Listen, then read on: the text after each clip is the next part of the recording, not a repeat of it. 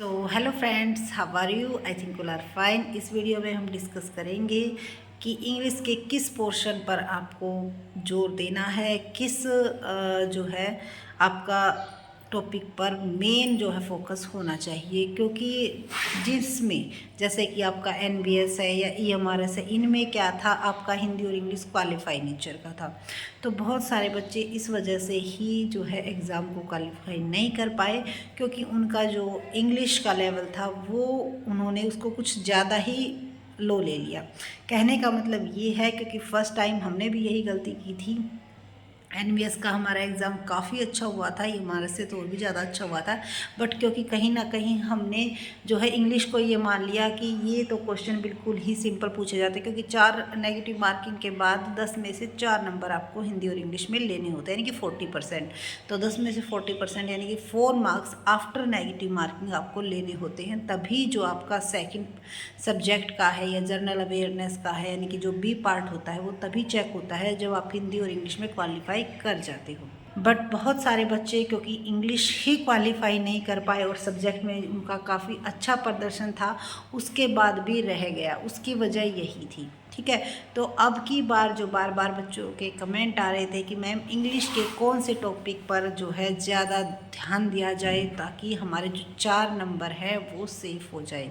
तो देखो, वैसे तो सबका अपना अपना एक स्ट्रॉन्ग एरिया होता है कि भाई मेरा इसमें स्ट्रॉन्ग है, मेरा इसमें स्ट्रॉन्ग है। बट मेरी इंग्लिश थोड़ी सी ऐसी ही थी, मतलब ज़्यादा मैं ये नहीं कह सकती कि भाई ज़्यादा हाई हो और बिल्कुल ही नहीं, या फिर बिल्कुल ही लो है, ठीक ठाक थी भाई, जैसी हिंदी मीडियम वाले बच्चों की होती है वैसे मोस्टली जो है हिंदी मीडियम वाले बच्चों की भी काफ़ी अच्छी इंग्लिश होती है, क्योंकि आजकल जो इंग्लिश आती है ना वो बहुत ही अच्छे लेवल की आती है। ठीक है, तो हमारी इंग्लिश, कहने का मतलब ये है घुमा फिरा के कि हमारी इंग्लिश ठीक ठाक ही थी, ज़्यादा हाई नहीं थी। इसी वजह से कहीं ना कहीं इंग्लिश में मार्क्स कम आ जाते थे। ठीक है, तो हमने किस चीज़ पे फोकस किया, तो हमने सबसे पहले आप जो सिलेबस का मेंशन किया गया है इंग्लिश और हिंदी का, आप उसको देखिएगा। उनमें से आपको 4 चीज़ें, 4 या 5 चीज़ें बहुत ही स्ट्रॉन्ग करनी है। ठीक है, जैसे हमने क्या क्या स्ट्रॉन्ग किया था भाई। फर्स्ट हमारे थे, क्योंकि हमारे जो एक्टिव वॉइस पैसिव वॉइस है, वॉइस हमारा काफ़ी अच्छा था, तो हमने उसको स्ट्रॉन्ग किया। नरेशन भी किया हमने, वैसे सिलेबस में मेंशन नहीं था लेकिन नरेशन आते हैं। ठीक है, वॉइस नरेशन ये हमने अच्छे से किया। इसके साथ आर्टिकल भी आपको काफ़ी अच्छे से करना है, क्योंकि इसमें भी क्वेश्चन आपका बनता है। आर्टिकल में आपका फिलअप का भी बन जाता है और उसके साथ साथ एरर का भी बन जाता है।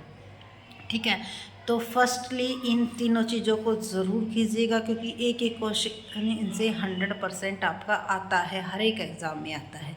ठीक है, और इसके अलावा जो आपकी क्या बोलते हैं उनको, एरर वाले क्वेश्चंस वो ज़रूर कीजिएगा। ठीक है, एरर वाले क्वेश्चन करोगे तो उसमें आपको हर एक पार्ट को करने की ज़रूरत पड़ेगी। ठीक है, क्योंकि एरर किसी भी टाइप की आपकी आ सकती है, तो इसीलिए जितना भी करो हर एक चीज़ को बिल्कुल बेसिक से सीखना स्टार्ट कीजिएगा, क्योंकि ऐसा नहीं है कि आपने कुछ एग्जाम्पल कर ली और आपका हो जाएगा। और उसके साथ साथ प्रीवियस ईयर क्वेश्चन पेपर में जो पूछे जाते हैं क्वेश्चन, मोस्टली आपकी हिंदी और इंग्लिश में उनमें से ही आ जाते हैं। यानी कि अगर इंग्लिश की बात की जाए, इंग्लिश के ग्रामर के क्वेश्चन, मोस्टली क्वेश्चन वही आते हैं जो पहले एग्ज़ाम में पूछे गए, यानी कि एचएसएससी के एग्ज़ाम में या एसएससी के एग्ज़ाम में। इन सब का जो इंग्लिश का है वो आप प्रैक्टिस जरूर कीजिएगा, यानी कि सभी कुछ करने के बाद बेसिक्स अगर एक बार आपका क्लियर हो जाता है तो उसके बाद उसकी प्रैक्टिस आप ज़रूर कीजिएगा, क्योंकि बहुत सारे चीज़ें जो आपकी आप बेसिक्स में समझ लेते हो लेकिन कहीं ना कहीं फील करते हो, या फिर उस क्वेश्चंस को जब आप समझते हो तो दूसरे तरीके से समझ जाते हो, जिसकी वजह से आते हुए भी आपके गलत हो जाते हैं। तो 4-5 टॉपिक आप बिल्कुल इतने स्ट्रॉन्ग कर लीजिएगा कि अगर उनमें से कोई क्वेश्चन आता है तो वहाँ से आपकी गलती नहीं होनी चाहिए। ठीक है, और दूसरा ये ध्यान रखिएगा कि आपको बिल्कुल भी नहीं लगाने हैं, आपको सिर्फ अपने वहाँ पे 4 नंबर सिक्योर करने हैं, क्योंकि ज़्यादा नंबर आने के बाद ऐसा नहीं है कि आपकी मेरिट लिस्ट में नाम आएगा उसकी वजह से, क्योंकि जो मेरिट लिस्ट तैयार होती है वो आपके जो अदर्स पार्ट होता है, बी पार्ट होता है, उससे तैयार होती है। यहाँ सिर्फ आपको 4 नंबर लेने हैं, तो कोशिश कीजिएगा 4 नंबर लेने की। ठीक है, ना ज़्यादा ना कम। ठीक है, क्योंकि ज़्यादा के चक्कर में कई बार बच्चे तुक्का लगाने की कोशिश करते हैं, जिसकी वजह से जो 4 नंबर आने थे वो भी कट जाते हैं। इस चीज़ का ज़रूर ध्यान में रखिएगा, ठीक है। तो नरेशन, एक्टिव वॉइस और उसके साथ साथ आपके आर्टिकल और जो आपके ये वर्ब एग्रीमेंट, ये भी ज़रूर कीजिएगा, क्योंकि वर्ब और वर्ब एग्रीमेंट जो होते हैं उनसे आपके जो एरर वाले क्वेश्चन हैं वो बनते हैं, ठीक है।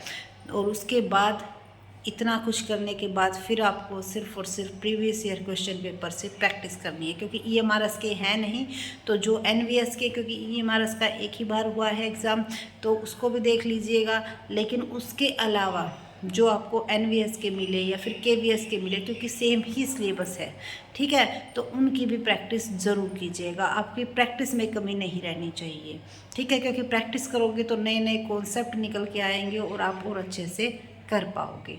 तो हमारी तो यही स्ट्रेटजी थी कि बिल्कुल जो भी चीज़ें मैंने की बिल्कुल भाई बेसिक्स से की थी। मैंने बिल्कुल भी ऐसा नहीं किया कि पहले आप जो है direct previous year question paper से लग जाओ, जी नहीं। पहले आप अपना बेस स्ट्रॉन्ग कीजिएगा, पहले उस चीज़ को अच्छे से जानिएगा। जैसे आप एक्टिव पैसिव कर रहे हो, नरेशन कर रहे हो या आर्टिकल कर रहे हो, पहले उसको अच्छे से जानिएगा वो होते क्या है, फिर उसके रूल्स वगैरह, और फिर उसके बाद प्रैक्टिस करने के बाद फिर आप प्रीवियस ईयर क्वेश्चन पेपर्स को सॉल्व कीजिएगा। और फिर आपको अपने एग्जैक्ट रिजल्ट के बारे में पता चलेगा कि एक्चुअल में आपको कितना समझ में आया है, ठीक है। तो अगर इस प्रोसेस को फॉलो करोगे तो 100% श्योर है भाई आप इंग्लिश में क्वालिफाई ज़रूर कर जाओगे, क्योंकि इतना भी मुश्किल नहीं होता। अगर हम कर सकते हैं तो कोई भी कर सकता है, क्योंकि हमारा जो है लेवल भी बहुत ही कम था और उसके साथ साथ कई साल का गैप ईयर भी आ गया था। उसके बाद हमने क्योंकि कोशिश करनी नहीं छोड़ी और एट लास्ट जो है सफलता मिल ही गई। तो इसीलिए कहा जाता है कि कोशिश करने वालों की कभी हार नहीं होती, और आपको सिर्फ और सिर्फ कोशिश करते रहना है और कहीं ना कहीं आपको ज़रूर सफलता मिलेगी, ठीक है।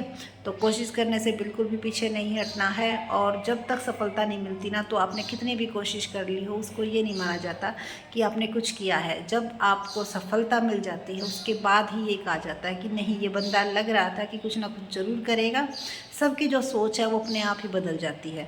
तो जो कई सारी लड़कियाँ ये कहती हैं कि मैम इतने साल के हो गए, इतने साल के हो गए, नहीं हो पा रहा, नहीं हो पा रहा, तो प्लीज़ एक बार अपना 100% देते हुए दोबारा से अच्छे से तैयारी कीजिएगा और ज़रूर हो पाएगा।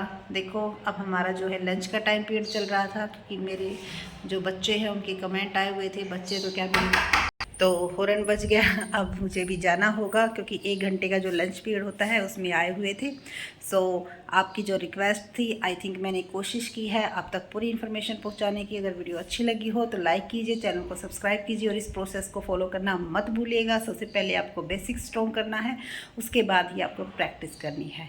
सो अगर इसको फॉलो करोगे तो ज़रूर सफलता आपको मिलेगी। Thank you so much. Video अच्छी लगी लाइक कीजिए, चैनल को सब्सक्राइब कीजिए और शेयर करना न भूलिए। Thank you. अब जा रहे हैं स्कूल में। Thank you.